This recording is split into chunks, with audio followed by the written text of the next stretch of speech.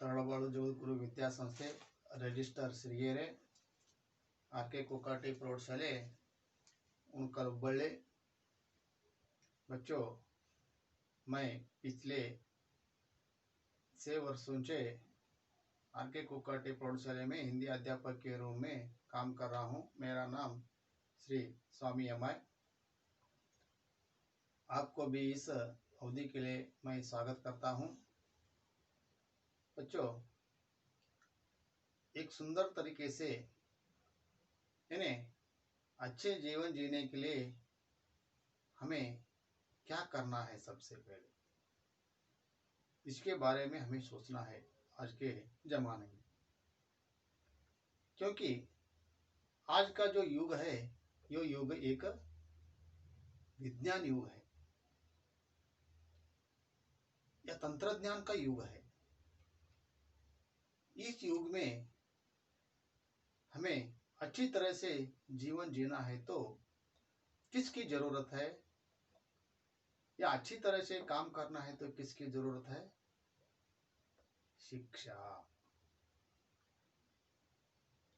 अगर हम शिक्षा प्राप्त किए या पढ़ाई लिखाई का अच्छी ज्ञान हमें है तो हम इस युग में अच्छी तरह से जीवन जी सकते हैं।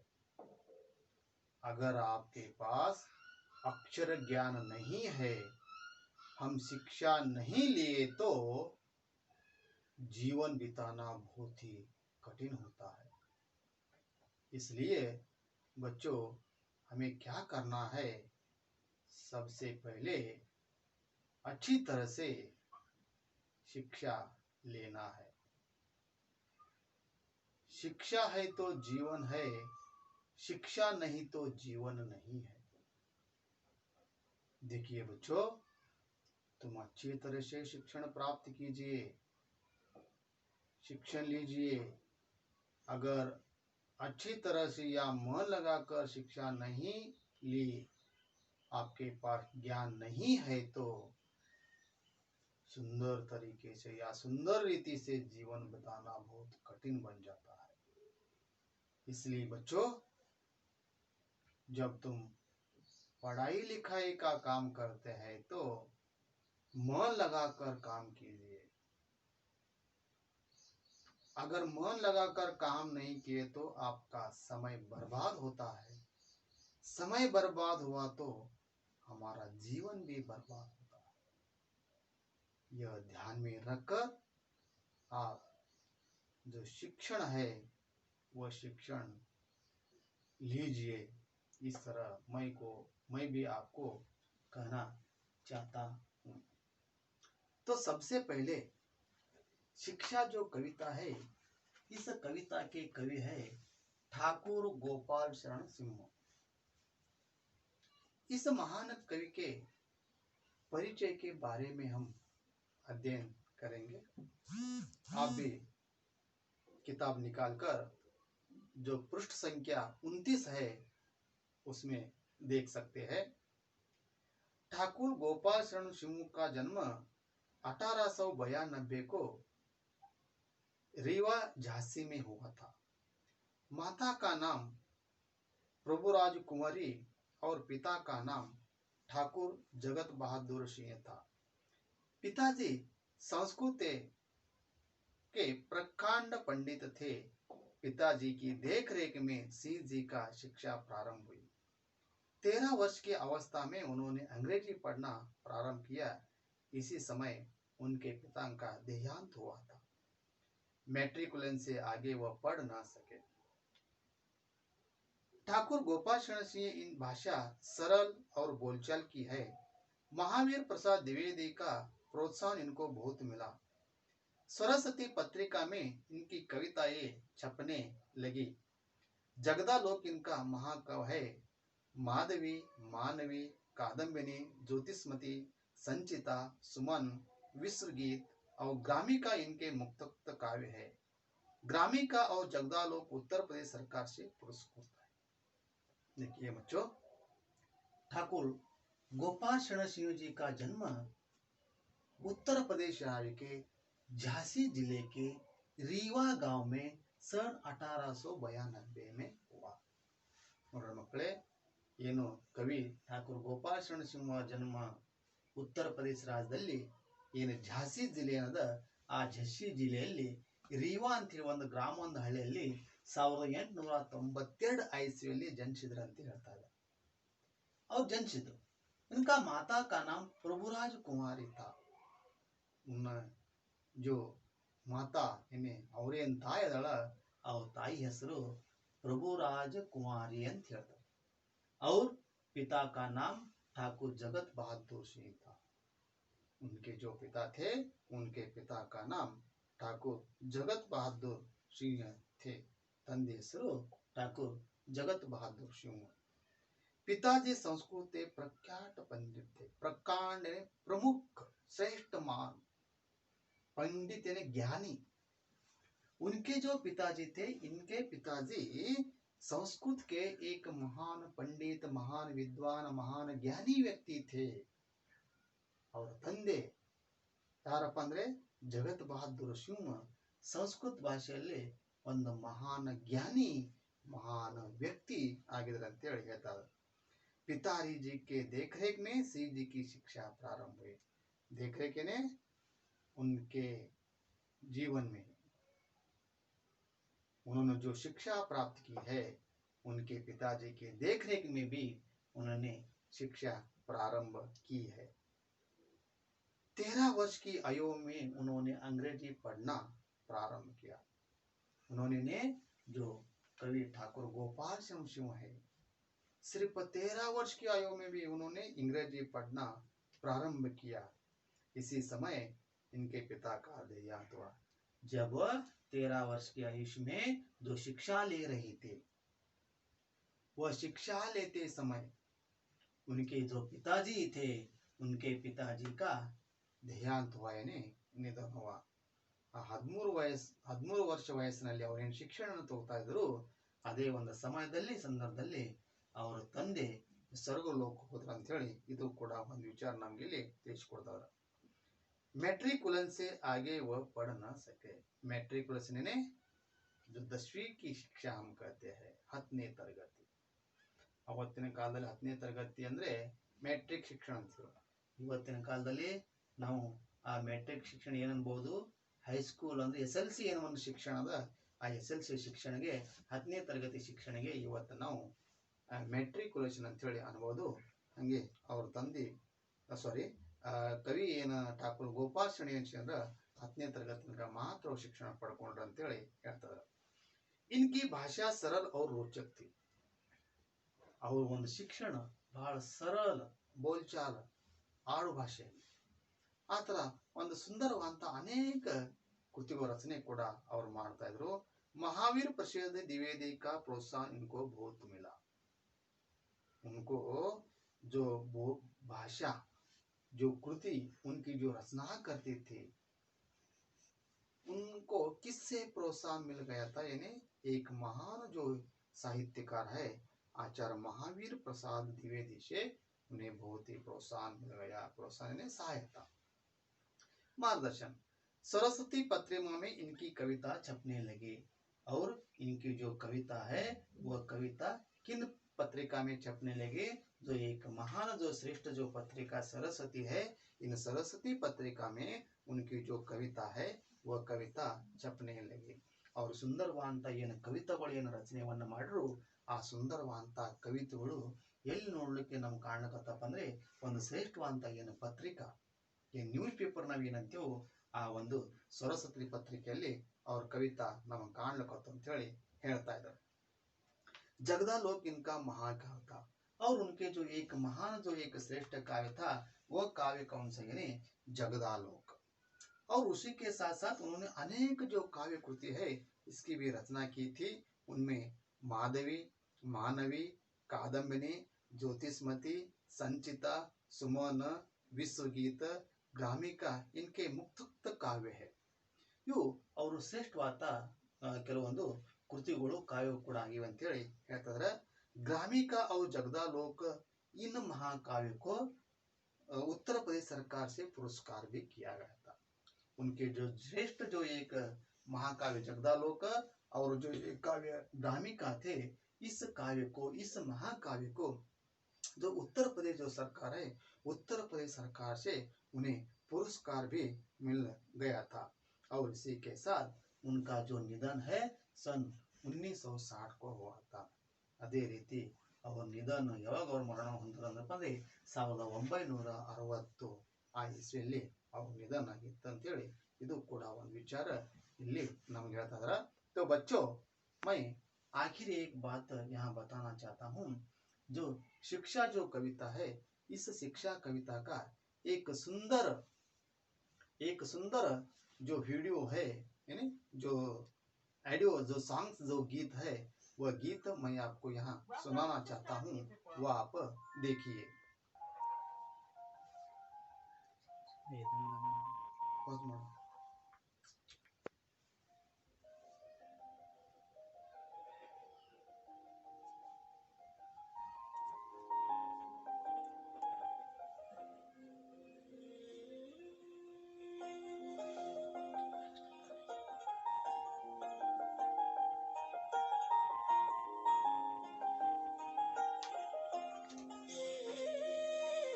शिशु ने दुनिया में आकर रो रो कर हंसना सीखा, लघु होकर बढ़ना सीखा, गिर गिर कर चलना सीखा। शिशु ने दुनिया में आकर रो रो कर हंसना सीखा, लघु होकर बढ़ना सीखा, गिर गिर कर चलना सीखा। शिशु ने दुनिया में आकर कितने ही चक्कर खाकर चंगों ने चढ़ना सीखा, उड़ छेद कर अपना मुरली ने गाना सीखा। कितने ही चक्कर खाकर चंगों ने चढ़ना सीखा, उड़ छेद कर अपना मुरली ने गाना सीखा। शिशु ने दुनिया में आकर रो रो कर हंसना सीखा, लघु होकर बढ़ना सीखा, गिर गिर कर चलना सीखा। शिशु ने दुनिया में आकर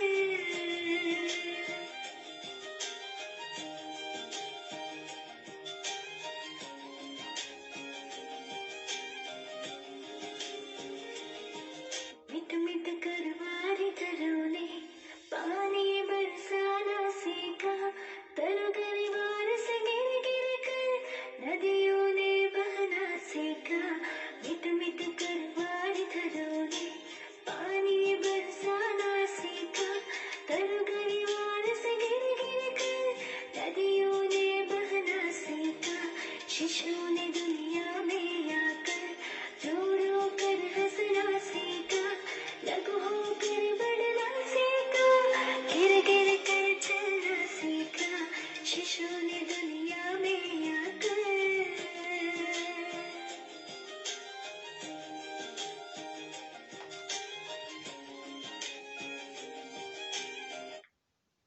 तो आप इस गीत को सुन लिया होगा और एक दो बार आपने कक्षा में या अपने घर में जो एक मोबाइल जो फोन है, इस मोबाइल फोन के माध्यम से भी इस गीत को सुंदर ढंग से सुनकर आप भी सुंदर ढंग से गीत बोलने का प्रयत्न कीजिए।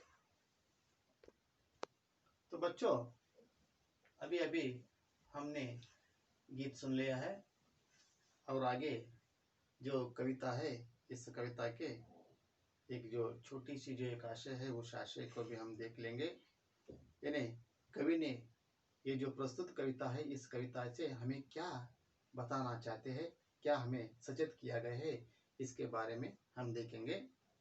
इस कविता में कवि अनुभव के द्वारा शिक्षा प्राप्त करने के अनेक उदाहरण प्रस्तुत करते हैं। जीवन में यश की प्राप्ति के लिए अनेक प्रकार की मुसीबतों का सामना करना पड़ता है। बिना परिश्रम के हम कभी सुख नहीं प्राप्त कर सकते हैं। देखिए बच्चों, जो हमारे महान कवि जो ठाकुर गोपाल शरण जी कहते हैं कि उन्हें जो अनुभव हुआ, उस अनुभव के द्वारा हमें यह कहते हैं कि शिक्षा प्राप्त करने के अनेक उदाहरण प्रस्तुत करते हैं। जो शिक्षा है, अगर हम शिक्षा लेने हैं तो उसके लिए बहुत सारे ऐसे जो उदाहरण है, उन उदाहरणों के माध्यम से हमें यह कहते हैं। क्योंकि मैंने पहले भी आपसे कहा है, अगर शिक्षा हम ले तो हमारे पास शिक्षण है तो जो भी मुसीबत है उन मुसीबत को हम बहुत ही आसानी से विजय प्राप्त कर सकते हैं। अगर शिक्षण नहीं है तो उन मुसीबतों को सामना करना बहुत ही कष्ट होता है। इसलिए कभी भी हमें कुछ उदाहरणों के साथ कहते हैं कि जीवन में यश की प्राप्ति के लिए अनेक प्रकार की मुसीबतों का सामना करता है। मुसीबतों, समस्या, जीवन में यश की प्राप्ति करना है, हमारे जीवन में यशस्वी करना है या यशस्वी होना है, जीवन में सफल होना है, तो हमें अनेक प्रकार की जो समस्या हमारे निर्माण सामने होता है, उन समस्याओं के सामने या मुसीबतों को हमें जूझना है, उस समस्या के साथ हमें लड़ना है। इसी तरह काम करते तो हम अपने जीवन में सफल प्राप्त कर सकते हैं। अगर हमारे सामने एक बड़ा मुसीबत है या कष्ट आए है तो उसे हम डर कर बैठे तो हम अपने जीवन में सफल नहीं हो सकते हैं। सफल ने यश प्राप्त करना। सफल विलोम शब्द असफल, यशस्वी, अयशस्वी, इस तरह की कवि कहते हैं कि अगर सफल प्राप्त करना है तो अनेक प्रकार की जो मुसीबतें हैं उन मुसीबतों को हमें सामना करना पड़ता है। बच्चों, मैं आपको यहाँ एक तुम्हारे जीवन में चलने वाले एक घटना का मैं उदाहरण देता हूँ। आप थोड़ा विचार या सोच लीजिए। हमारे घर में हमारा बड़ा भाई हो, हमारे पिताजी हो, कोई भी हमारे घर के आसपास के जो एक सब हमारे जो बड़े होते हैं वह क्या करते हैं, साइकिल खेलते हैं। वो उनका जो काम है, उनका काम देखकर तुम्हें भी ये विचार आते हैं कि मैं भी साइकिल सीखूं, मैं भी साइकिल मारूं। इसलिए हम क्या करते हैं कि साइकिल सीखने के लिए तैयार होते हैं। पहले हम क्या करते हैं, एकदम हम साइकिल के ऊपर बैठकर साइकिल नहीं मार सकते हैं। दो साइकिल को पकड़कर उसे हम चलते चलते ले जाते हैं और उसके बाद उस जो हम पैडल जो कहते हैं उस पैडल पर एक पांव रखते हैं और एक पांव जमीन पर नीचे टेकते हैं। इस तरह का प्रयत्न करते करते हम क्या करते हैं, दोनों पांव साइकिल के ऊपर या पैडल के ऊपर रखने का प्रयत्न करते हैं। वो जो साइकिल हम सीखते हैं उस समय बहुत सारे हम साइकिल से गिर जाते हैं। हमारे जो हाथ, जो पांव, जो घुटने होते हैं वहाँ बहुत सारे ऐसे घाव भी होते हैं। लेकिन उस घाव को हम डर कर साइकिल मारने का नहीं छोड़ते हैं, साइकिल सीखने का नहीं छोड़ते हैं, क्योंकि हमारी एक ही इच्छा होती है कि हम भी साइकिल सीखना, हमें भी साइकिल मारना है। वह सीखने के लिए तुम्हारा जो मन जो कितना कठोर तुम करते हैं, क्या बनाते हैं, उसी तरह भी हर एक काम के लिए अपना जो मन है वह कठोर करके धैर्य से हमें आगे बढ़ना है। अगर धैर्य से हम आगे बढ़ तो हर एक काम में हम सफल हो सकते हैं। इस तरह कवि कहते हैं, बिना परिश्रम से हम कभी सुख नहीं प्राप्त कर सकते। परिश्रम ने काम, कार्य। अगर हम परिश्रम नहीं करते हैं तो हम अपने जीवन में कभी भी सफल नहीं हो सकते हैं। परिश्रम के बिना हमें फल भी नहीं मिलता है। तो क्या करना है, तुम्हें अच्छी तरह से जीवन जीना है या तीसरे से जीवन बिताना है तो तुम्हें क्या करना है, अच्छी तरह से मन लगाकर शिक्षा लेना है। अगर तुम मन लगाकर कष्ट सहन कर मुसीबतों का सामना करके तुम अपने जीवन में काम करते करते आगे बढ़े तो तुम अपने जीवन में सफल प्राप्त कर सकते हैं। इस तरह कवि प्रस्तुत जो एक आशय है, इस आशय के साथ हमें कहते हैं। तो बच्चों, हम अब कविता को शुरू करेंगे। शिशु ने दुनिया में आकर रो रो कर हंसना सीखा, लघु होकर बढ़ना सीखा, गिर गिर कर चलना सीखा। शिशु, शिशु यानी बालक, छोटा बालक, सಣ್ಣ मगु। शिशु ने दुनिया में आकर रो रो कर हंसना सीखा। दुनिया, दुनिया ने जगत, संसार, विश्व। इसका अर्थ क्या होता है? शिशु ने दुनिया में आकर रो रो कर हंसना सीखा, यानी क्या? शिशु ने जब जन्म लेता है यानी दुनिया में आता है तो तब वह सबसे पहला क्या करता है? जोर जोर से रोता है। जब बच्चा मां के गर्भ से बाहर आता है, जब वह जन्म लेता है तो अब सबसे पहला कौन सा काम करता है? रोने का काम करता है। वह हंसता भी नहीं है, बातें भी नहीं करता। सबसे पहला वो कौन सा काम करता है?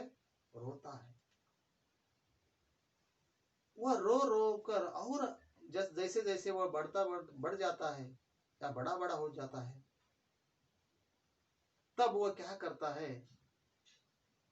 कुछ दिनों के बाद, 1 महीने के बाद फिर ज्यादा रोने लगता है।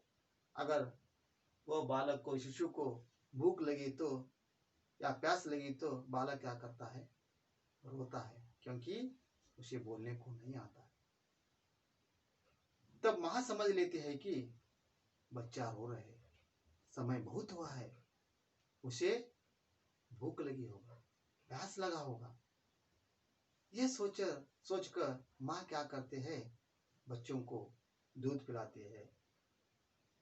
जैसे जैसे वह बड़ा हो जाता है, अनेक जो एक काम सीखने लगता है, और थोड़े दिन में क्या करता है?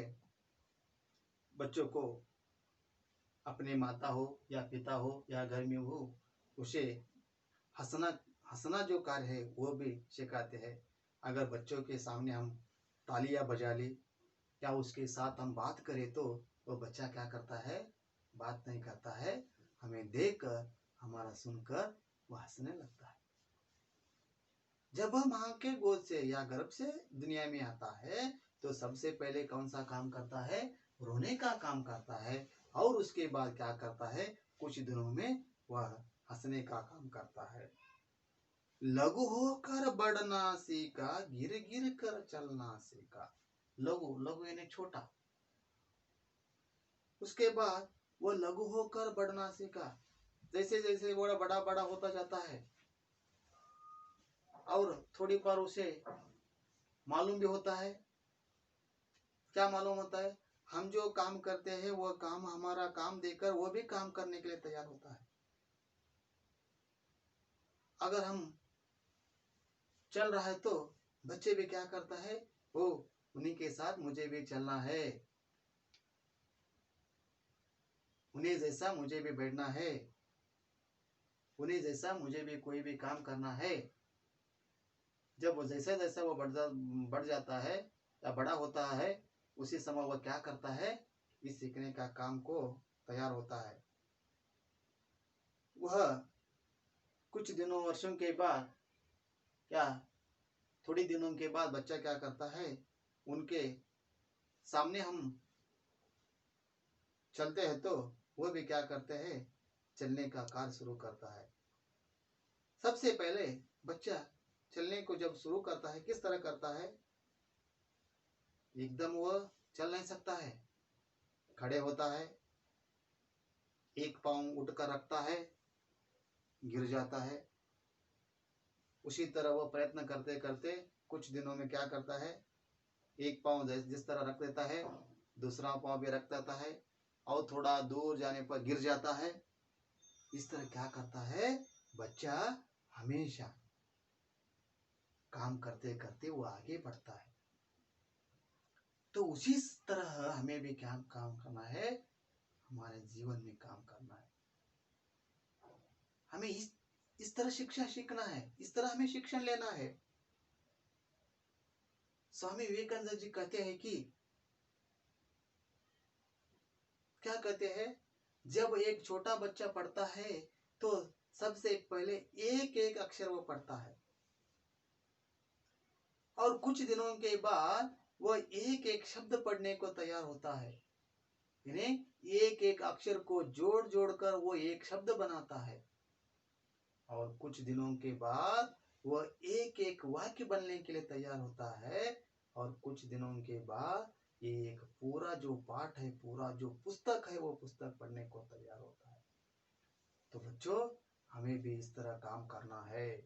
अगर मुझे हिंदी भाषा पढ़ने नहीं आता है, अंग्रेजी भाषा पढ़ने नहीं आता है, कन्नड़ भाषा या कोई भी जो अनेक जो सब हमारा जो विषय है हमें वो नहीं आता, तो हमें क्या करना है, हमेशा हमें प्रयत्न करना है। प्रयत्न करते करते करते हमें क्या करना है, आगे बढ़ना है। इस तरह का कार्य हमारे जीवन में हमें करना है।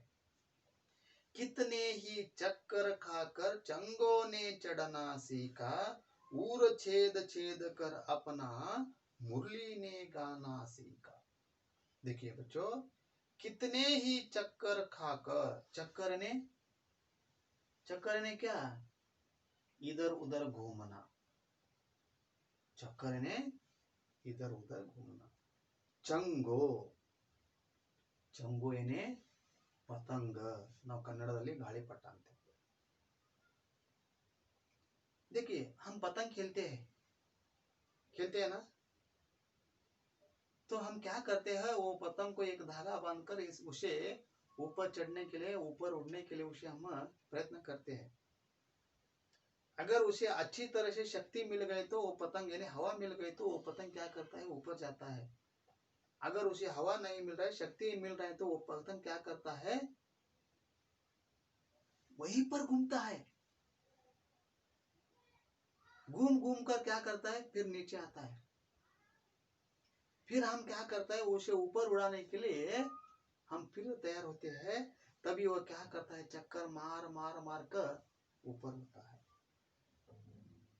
तो उस पतंगों के साथ भी हमें काम करना है। जब हम कोई काम करते हैं, काम करते समय हमारे सामने बहुत सारे ऐसे जो मुसीबतें, जो कठिनाई निर्माण होती है, एक कठिन समस्या बन गई है या मुसीबत हमारे सामने आ गए, तो हम उसे डरना नहीं है। उसे न डरा कर धैर्य से हमें क्या करना है, आगे बढ़ना है। वो जो मुसीबत है उसके बारे में हमें विचार करना है। उस मुसीबतों के समस्या का हल हम कैसे सुलझा सकते हैं, इसके बारे में हमें अच्छी तरह से विचार करके हमें क्या करना है, काम करना है। उस पतंग की तरह हमें भी बहुत सारे ऐसे जो कठिनाई है, समस्या है, उस समस्या को हल करने का काम करके करके हमें क्या करना है, ऊपर पहुंचना है या श्रेष्ठ काम करना है। ऊर छेद छेद कर अपना मुरली ने गाना सीखा। ऊर ने छाती, छेद करने, छेद जो बिंदु हम कहते हैं, मुरली ने क्या, कोड़ुल हम कहते हैं, बांसुरी हम कहते हैं। भगवान श्री कृष्ण को आप देखा है? नहीं, फिल्म में देखा है, कोई पाठ पुस्तक में देखा है, या कोई फोटो में हम देखे हैं। तो उनके जो एक सुंदर जो वाद्य है, उस वाद्य को क्या कहते हैं, मुरली कहते हैं।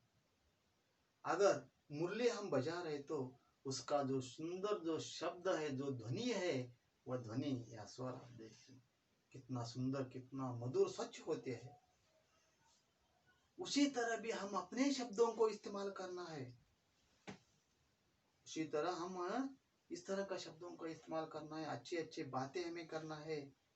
अच्छे अच्छे जो विचार है, अच्छे अच्छे विचार हमें सुनाना है, क्योंकि भगवान ने हमें बहुत एक सुंदर कंठ दिया है। उस कंठ का हमें अच्छे काम के लिए हमें इस्तेमाल करना है। इस तरह का काम अपने जीवन में तुम हमेशा करते आगे बढ़ो, इस तरह कवि हमें कहते हैं। मिट मिट कर वारी धरो ने पानी बरसाना सीखा, तरु गिरवर से गिर गिर कर नदियों ने बहाना सीखा। देखिए बच्चों, आखिरी जो पंक्ति है, आखिरी पंक्ति में कवि ने कितना सुंदर वर्णन यहाँ किया है। मिट मिट कर वारी धरो ने पानी बरसाना सीखा। वारी धरे ने बादल, मिट मिट कर ने नाश हो कर। ವಾರಿ ಏನೇ ಬಾದಲ್, ಬಾದಲ್ ಅಂದ್ರೆ ಮೋಡ. ಮಕ್ಕಳೇ, ಇವಾಗ ಮಳೆಗಾಲ ಟೈಮ್ ದಿನಗಳು, ಈ ದಿನದಲ್ಲಿ ನಾವು ನಾವು ನೋಡ್ತಾ ಇದ್ದೇವೆ, ದಿನ ಇವತ್ತು ಮಳೆ ಶುರು ಆಗ್ಯದ, ಮಳೆ ಬೀಳ್ತಾ ಇದೆ. ಇವತ್ತು ಯಾವ ರೀತಿ ಇವತ್ತು ಮಳೆ ಬೀಳ್ತದಪ್ಪ ಅಂದ್ರೆ, ಮೋಡ ಹುಡ್ತದ, ಮೋಡ ಹುಡ್ತಂದ್ರೆ ಮಳೆ ಬರ್ತದ, ಮೋಡ ಮತ್ ಹೋಗ್ತದ, ಅವಾಗ ಮಳೆ ಮತ್ ಹೊಂಟದ. ಅಂದ್ರೆ ಆ ಮೋಡ ತಯಾರಾಗೋದು ಹೋಗೋದು, ತಯಾರಾಗೋದು ಹೋಗೋದು, ಈ ತರ ಏನೋ ಒಂದು ಕಾರ್ಯ ಕೆಲಸ ಮಾಡೋದು. ಆ ರೀತಿ ನೀವು ಕೂಡ ಸತತವಾಗಿ ಪ್ರಯತ್ನ ಮಾಡ್ರಿ. ಆದ್ರೂ ಆ ಮೋಡ ಒಂದೇ ಜಾಗ ಅಷ್ಟೇ ಕೆಲಸ ಮಾಡಂಗಿಲ್ಲ. ಇವತ್ತು ಇಲ್ಲಿ ತಯಾರಾಗ್ತದೆ, ಇಲ್ಲಿ ಮಳೆ ಬರ್ತದೆ, ನಾಳೆ ಮತ್ತೆ ಬೇರೆ ಕಡೆ ತರ್ತದೆ, ಬೇರೆ ಕಡೆ ಅಲ್ಲಿ ಕೂಡ, ಅಂದ್ರೆ ಇಡೀ ವಿಶ್ವದಾಗ ಎಲ್ಲಾ ಕಡೆ ಕಾರ್ಯ ಕೆಲಸ ಮಾಡ್ತಾರೆ. ಹಂಗೆ ನಾವು ಕೂಡ ನಮ್ಗೆ ಎಲ್ಲಿ ಒಂದು ಒಳ್ಳೆ ಶ್ರೇಷ್ಠವಂತ ಕಾರ್ಯ ಕೆಲಸ ಮಾಡ್ಲಿಕ್ಕೆ ಅವಕಾಶವನ್ನು ಸಿಗುತ್ತೋ ಆ ರೀತಿ ಒಂದು ಒಳ್ಳೆ ಕಾರ್ಯ ಕೆಲಸನ ಮಾಡ್ಲಿಕ್ಕೆ ನೀವು ತಯಾರಿ ಮಕ್ಕಳೇ ಅಂತೇಳಿ ಪ್ರಸ್ತುತ ಒಂದು ಪಾಠ ಮೂಲಕ ನಮ್ಗೆ ಹೇಳ್ಕೊಡ್ತಾ ಇದಾರ. तरु गिरिवर से गिर गिर कर नदियों ने पानी सीखा. तरु यानी वृक्ष, गिरिवर से गिर गिर कर, गिरी यानी पर्वत पहाड़.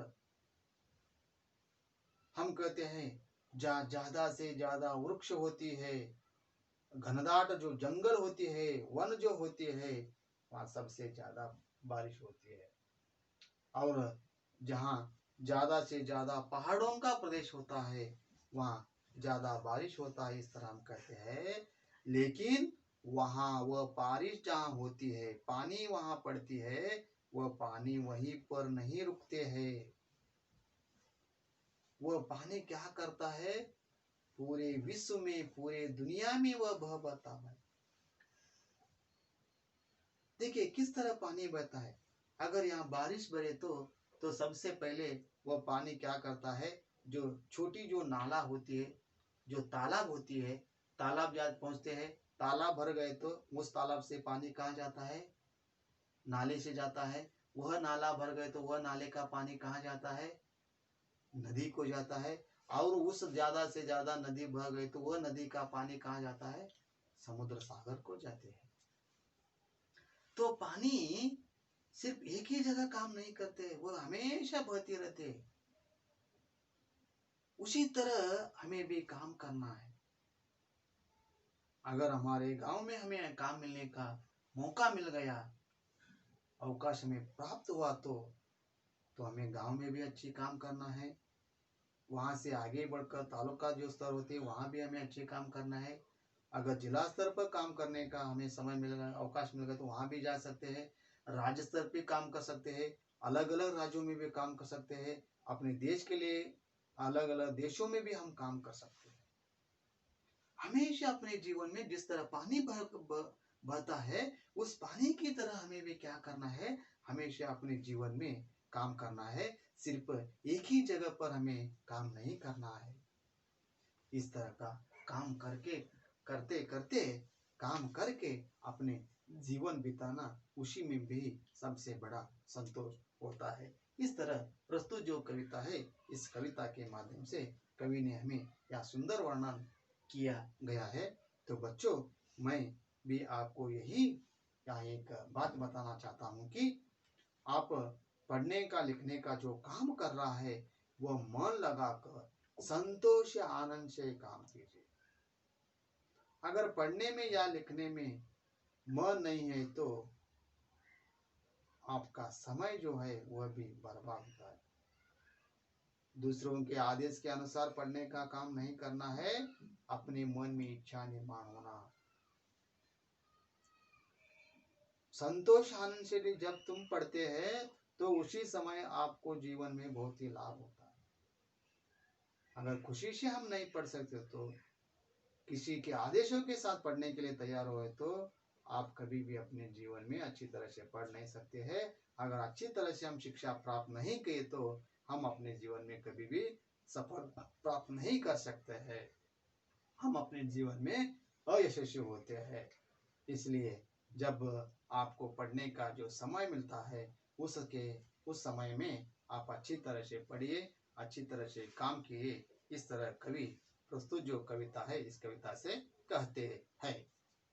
तो बच्चों, आखिरी जो एक भाग है उस पर हम आप पहुंचे हैं। तो हमारे पाठ्य पुस्तक में पृष्ठ संख्या 29 में अभ्यास के कुछ महत्वपूर्ण एक वाक्य में प्रश्न हो या दो वाक्य में उत्तर हो या व्याकरण जो अंश है आदि सभी को हम यहाँ देख सकते हैं। तो सबसे पहले एक वाक्य में उत्तर लिखिए, इसके बारे में हम देखेंगे। शिशु ने रो रो कर क्या सीखा? शिशु ने रो रो कर हंसना सीखा। शिशु ने लघु होकर क्या सीखा? शिशु ने लघु होकर बढ़ना सीखा। और उसके बाद ಶಿಶು ने चलना कैसे सीखा? ಹೆಂಗ್ ನಡಿಲಿಕ್ಕೆ ಕಲ್ತವನು, ಹೆಂಗ್ ನಡಿಲಿಕ್ಕೆ ಶುರುವಾತ್ ಮಾಡಿದವನು? ಶಿಶು ने गिर गिर कर चलना सीखा।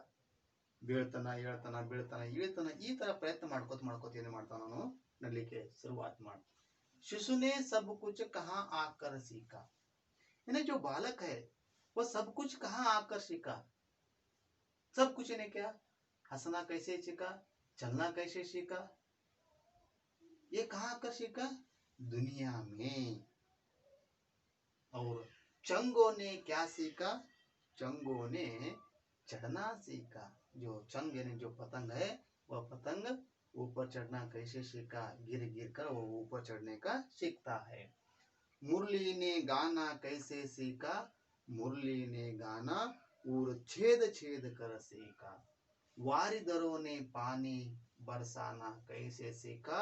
वारिधरों ने पानी मिट मिट कर बरसना सीखा।